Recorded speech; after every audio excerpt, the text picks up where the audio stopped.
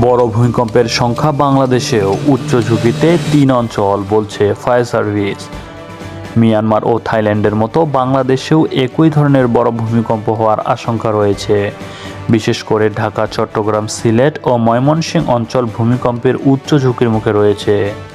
Myanmar ও থাইল্যান্ডে গত শুক্রবারের শক্তিশালী ভূমিকম্পে ব্যাপক হতাহতের পর আজ শনিবার সকালে ফায়ার সার্ভিস সদর দপ্তর এক সংবাদ বিজ্ঞপ্তিতে এ সতর্কবার্তা জানিয়েছেন।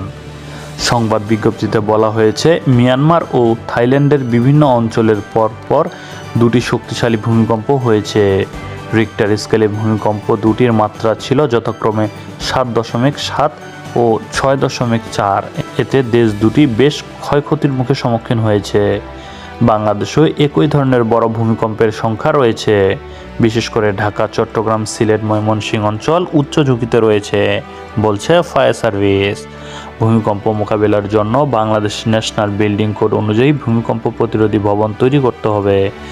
ঝুঁকিপূর্ণ ও পুরনো ভবনগুলো সংস্কার করতে হবে। বহুতল ও বাণিজ্যিক ভবনগুলো অগ্নিরোধক ব্যবস্থা জোরদার করতে হবে।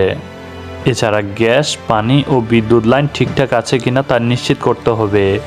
জরুরি টেলিফোন নম্বর যেমন ফায়ার সার্ভিস, অ্যাম্বুলেন্স, পুলিশ, হাসপাতাল ও অন্যান্য জরুরি নাম্বারগুলো ব্যক্তিগত পর্যায়ে পাশাপাশি সব ভবন কিংবা স্থাপনায় সংরক্ষণ করতে হবে।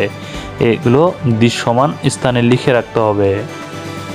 জরুরি প্রয়োজনীয় ব্যবহারযোগ্য সরঞ্জাম যেমন টর্চ লাইট, রেডিও, অতিরিক্ত ব্যাটারি সহ বাঁশি, হ্যামার, হেলমেট, শুকনা খাবার, সুপেয় পানি, প্রয়োজনীয় ওষুধ ও শিশুদের সামগ্রী বসতবাড়িতে নির্ধারিত স্থানে সংরক্ষণ করতে হবে।